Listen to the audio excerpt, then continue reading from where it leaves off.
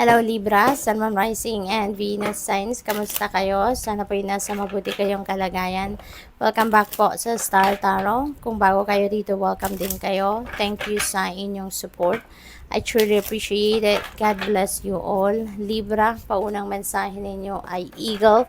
You will soar towards your destiny with greater clarity and strength. So napakaganda kasi ano na kayo, yung parang tinubuan na kayo ng backbone sa ngayon, ano, at malakas na ang inyong loob na mag-soar high, no, papunta sa inyong destiny. Siguro, you were able to figure out na where you are heading, no, saan kayo dapat papunta. Kasi meron na kayong great clarity ngayon at lakas ng katawan at lakas ng loob, no, na puntahan or mag-take action towards whatever it is that you want to achieve or you want to accomplish or you want to go, no? So, good luck sa'yo. We have transformation. Reach out for the power and strength to make changes, enrich your life, and become the person you want to be. Ayan. So, napakaganda, no?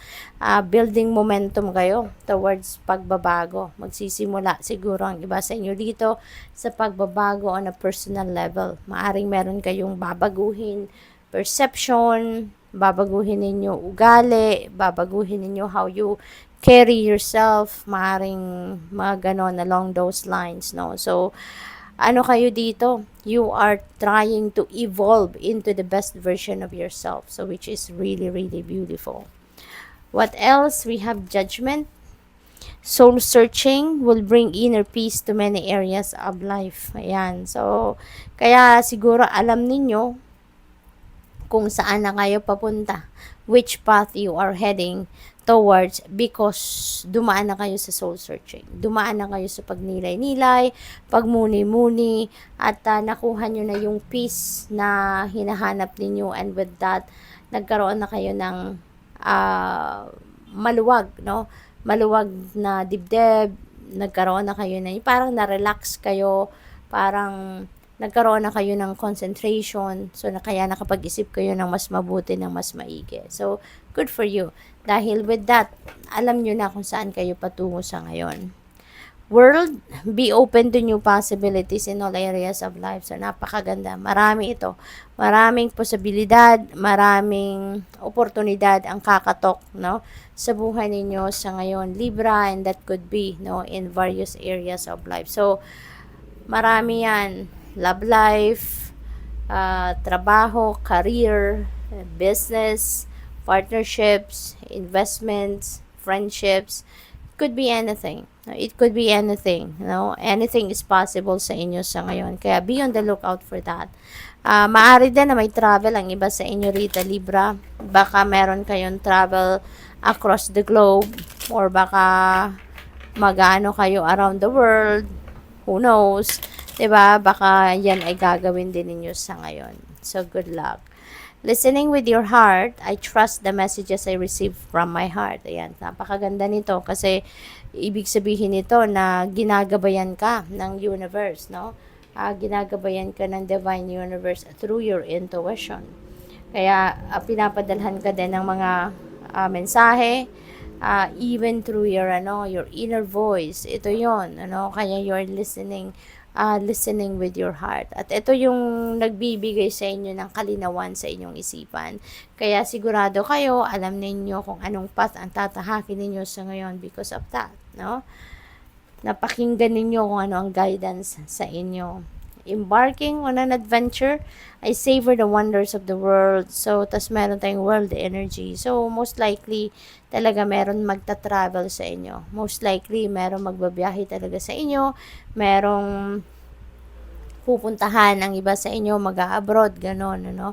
So, good luck sa iyo.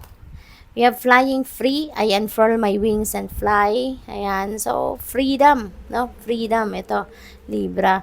You are reclaiming your freedom. So, maaari na dati, you can't make a decision on your own. Baka lagi kayo nakadepende sa iba. Kasi maaaring restricted kayo. Maaaring hindi kayo malayang magdesisyon para sa sarili ninyo. Maaari din na merong nagdidikta sa inyo kung ano ang dapat ninyong gawin, yung ganon, no? Pero ngayon, you are going to fly free, no? Handa na kayong mag-soar high talaga, handa na kayong lumipad mag-isa, yung ganon. So, good luck sa'yo. Hearing messages from spirit. I am a clear channel for messages from spirit. Tapos meron tayong listening with your heart. So definitely, Libra, ang dami mong guidance ngayon. So you are so blessed and you are so lucky kasi hindi ka talaga pinababayaan ng divine universe, no? The spirit is sending you messages, no? Through your intuition. Kaya importante na makikinig kayo dito. Lagi-lagi kayong makikinig, no? Kasi lagi kayong may guidance. Merong pinapadala sa inyo na gabay. At ito yung magli-lead sa iyo, no? Kung anong dapat ninyong puntahan, saan kayo papunta, ano mga dapat ninyong gawin, no? What else?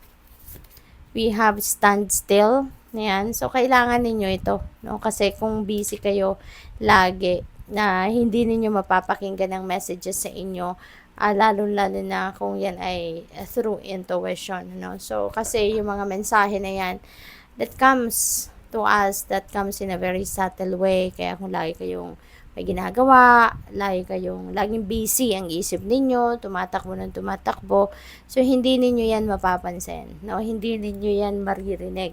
Kaya kailangan mo na mag-solitude ka, kailangan mo na mag-stand still ka, kailangan mo na mag-step back ka muna sa kung anong pinagkakabisihan mo and tune in to your heart, tune into your soul, tune into your intuition, okay? Para marinig ninyo. We have simplicity. Ayan, so maaring ano talaga kayo sa ngayon, more of soul searching talaga, no? Yun ang siguro madalas na ginagawa ninyo ngayon. Maaring madalas kayong nagme-meditate, madalas kayong nag-spend time alone kayo, nagme-me time siguro kayo.